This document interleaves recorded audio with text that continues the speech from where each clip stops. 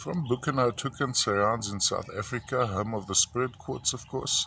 We have this oddly shaped specimen. Now, weirdly enough, it appears that the matrix was flat, or it was lying like this. So we'd go around like this.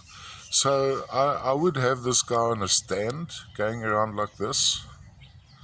And here we have something rather interesting. Now this would be more typical central quartz crystal surrounded by the smaller quartz crystals. Here on this large crystal running up this side, we have a termination which is not prominent. It's a little bit bigger than the other crystal heads going on that side. So going around like this, it's a very, very pale amethyst. There you can see typically what happens at this deposit. The core crystal surrounded by a blanket of the smaller ones.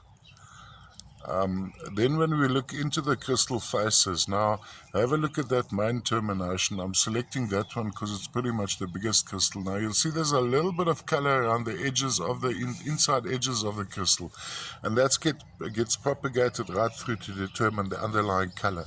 A little bit of reddishness, come brownishness in this, which would be in inclusions of hematite and goethite. Actually lovely as a color break, so it's not just pale, it's got some color variations in it. All the way from the home of the spirit quartz, Buchanautuk, South Africa. Quite lovely. Let's have a closer look in there as well. Now, if you are interested in these quartzes, you are well advised to watch the videos, because the still pictures often I struggle to get, especially with the spirit quartzes and quartzes. But there are so many faces, there's so much bling that the camera actually struggles to focus.